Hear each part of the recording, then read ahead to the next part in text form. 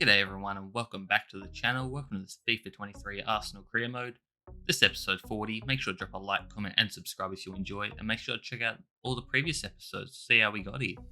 I appreciate you all if you've stuck around from episode 1 to episode 40. It's been quite a while and still hopefully a few more episodes to come as we're getting into our first game of the day, and it's going to be an FA Cup match. Should be getting the win here against a team that I don't really know, to be honest. I mean, I don't think they're not in the Premier League, that's for sure. So I love a lower level English side, and we're going to get through quite a few games in this episode. So some of the highlights might be a bit shorter, but we do have a big game later on in the episode in the Champions League against Atletico Madrid. But yeah, we're going to be first up playing a home game against Exeter City, I think is how you pronounce it, and we should be getting the job done here to advance to the next round. But let me know in the comments below on what you think I should be doing, or what you think if I should continue to a Season 4 if I don't win the Champions League, or if I should do a Season 4 at all, or if I should just do a whole brand new career mode, and let me know some teams in the comments which you'd like to see me eventually do. Always down to do that. But see here, we get another goal here to make it a 2-0 lead. Just really dominant. Should be killing these guys, really. But yeah, could be the last career mode I do, because the next game is going to be EA Sports FC. It's not even going to be called FIFA anymore, so this is the last FIFA game. But I believe the next game will be out in a month or two, so let me know on what teams I should do for a career mode in that one. But you see here, making it 3-0 now. This team really had no chance against us. We were on them from the jump, and we're going to get an easy win here as we look to make it 4 here. A great ball over the top to Calvert-Lewin, and Calvert-Lewin is going to score, and he makes it 4-0. He's just racking up the goals in these lower level games, that's for sure. You see there, 13 shots to 5. XG was definitely in our favour as well. And a red card also in that game as well, but I believe there was also an injury, which we're going to see here in the email shortly. Hopefully it's nothing too severe, because we have had a little bit of bad injury luck in the past. And it's going to be Caicedo, only out for 5 days. So luckily, not a big injury, and not to a first-team player either. So I guess we got off a bit lucky there. But the transfer window is closing here in January. Didn't make any moves. Didn't think I needed to. I did talk in the past about possibly bringing in a first-team right back, but I decided against it. Just going to ride with my guy Ben White and Tomiyasu and Dest, who's playing on the left for this game. Just a bunch of good, solid right backs that I feel like can get the job done anyway. They're just not like superstar right backs, I guess I can say. But going to be up against Aston Villa here, back in the Premier League now, so definitely a tougher opponent than the last game. And Jesus had a great chance there, and I don't know how he didn't score. Hit the post, and it manages to stay out. And now Aston Villa are going to look to make us pay here, as we weren't clinical enough to get the finish there. And a great strike there from, I think that was Vasquez, I believe his name was, to give Aston Villa and a 1-0 advantage there. And now as we go to the second half, it's going to be Saka, who's just running down the wing, who's rapid. And you see all the water and the snow, I think that is. And he ties it up 1-0, just pace to burn. And Saka starting to get on the scoring sheet a bit more than he was previously, which is good to see. He's been more of a supplier this season, just getting tons of assists. But Aston Villa take the lead again as they go up 2-1 here through Take, I think is his name. Not sure who he is, but a good finish from him. And they look to get another one here, and if they do, it'll ice the game, and Ramsey does. The Englishman makes it 3-1, and that's all she wrote as we lose. No points grabbed from this one. You see the stats. It was 8 shots each, and it was a pretty even game. They were just more clinical in the end as we take an L there. But we're getting straight into the next game here. Here, I believe it's against Norwich. Rotated the squad a bit as well, as we have quite a few games in short succession here. And with the Champions League game coming up, I really want my first-team players to be as fit as possible. So I rotated the squad a fair bit.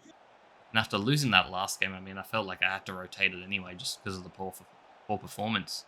But it's going to be Norwich on the attack first here, and they go ahead 1-0 there. Defence not really reacting, not sure what the go was there. Now we look to equalise here. A great bit of ball movement here. We get it through to Caicedo, fresh off his injury, and he scores. So he looks back to his best there and makes it 1-0. Still early on though, only just past the half an hour mark there when we tied it up. It's going to be Smith Rowe to Calvert-Lewin. We look to play it back to Smith Rowe. A great ball by Calvert-Lewin. And Smith Rowe, can he give us the lead? He does. Went on his left for some reason. I definitely wanted to get it on his right there, but a goal's a goal, so I'll take it. And Smith Rowe with the acrobatic celebration there. But Norwich aren't going to go down quietly as Rowe has it. He's going to cut it back to Thomas, and they're working it around beautifully there. They're just passing the ball with speed and precision. And it's going to be Fabio Silva, and he ties it up at 2-2 now. As we look to take the lead again now, Trossard sees the run of Calvert-Lewin. What a ball and what a finish that was. Maybe the keeper could have came out there, but that ball by Trossard was divine. And Calvert-Lewin scoring again, who's in fine form. Scoring more than even Gabriel Jesus, I believe, lately. So I might have to look at that in the future, but I can't really drop Jesus. He's been great as well. But Fabio Silva hits the post and the crossbar. They're all in one motion. And Norwich have a corner now, and they're going to look to equalise again. Is the offside? No, they're whipping it round again, and I hate these short corners. I hate defending corners, and they make me pay again. There was 10 minutes to go. They tie it up. And can any team get this game? No, it ends a draw. 8 shots each. XGs were slightly in our favour, but pretty even result there. At the Emirates, that's very disappointing to get a draw and only come away with the 1 point there. And we definitely don't want to lose the league. But here we are. This is the game. This is the competition we're all about here. Round of 16 against Atletico Madrid. We play them away first, so going back to our home ground the next leg. There are a few good matchups there as well. I think it was Manchester City v Barcelona. So that'll be interesting to see who comes out on top of that one. But Atletico, it's going to be very hard to get it past their rock-solid defence. I mean, they have a strong defensive line, and then they have Oblak in goal, who's just a monster.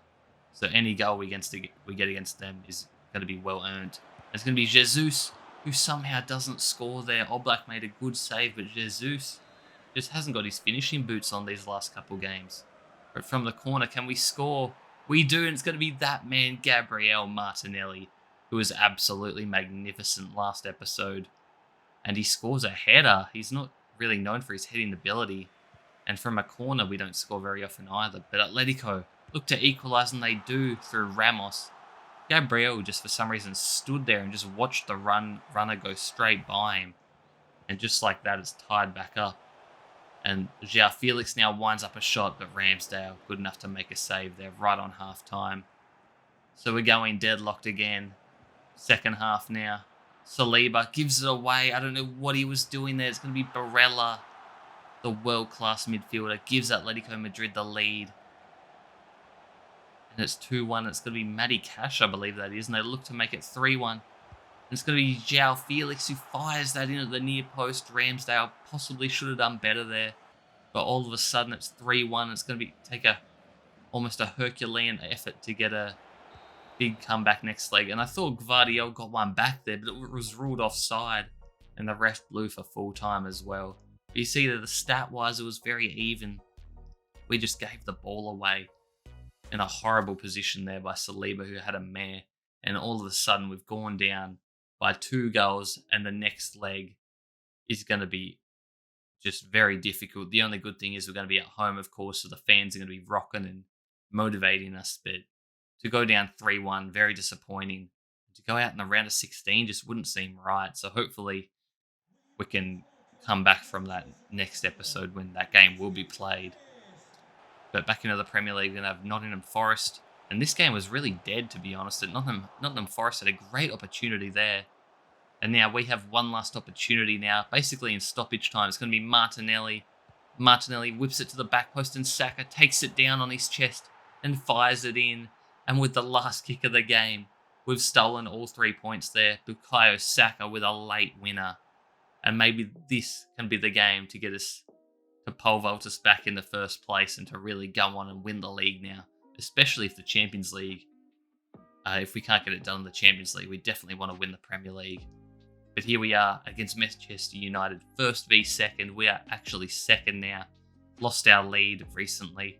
26 games played, so 12 to go. And a big game against Manchester United. And then we also have Liverpool, Manchester City, and I believe it's Tottenham also looking to win the league. But you see their Manchester United lineup. They've got Alexander Isak up front. Then obviously the likes of Rashford and Fernandes as well. So a very, very good team. But we are at home, so hopefully we can get the job done here. And this would really be a massive game and could be a turning point in the Premier League title race, as Manchester United on the attack first. They get it through to, who was that? I think it was Rashford. It was the Englishman, really in his prime of his career right now. It gives Manchester United the lead. But Odegaard sees Jesus. Jesus gets in front of the defender. I think it was Savage. And Jesus gets one past De Gea. And we tie it up pretty soon after. So still anyone's game. Late on the first half now. A good ball through to Jesus, who finds Sergio Dest, and can Dest score? Dest does score in stoppage time of the first half, and that gives us all the momentum going into the second half. And Jesus sees Dest again, who's been getting forward a lot this game. Dest into Jesus, as Jesus fires it into the roof of the net and gives us a little bit of breathing space as well, and he makes it 3-1. And if we get another one, it's definitely over. Bellingham to Martinelli. Martinelli sees a man in the middle. It's going to be his countryman, Gabriel Jesus. And I believe that's his hat-trick just over the hour mark. And Jesus might have just won us the game there. But Manchester United obviously aren't going to give up. There's going to be Casemiro into Rashford to Isak. Isak with an amazing strike there. Really just scooped it up to himself and volleyed it home. I'm not sure about that celebration running over to the manager when you're 4-2 down still. But that was the last game of the episode, guys. Jesus getting the ball for his hat-trick performance. But make sure to drop a like, comment, and subscribe if you enjoyed, guys. And I'll see you in the next one. Peace.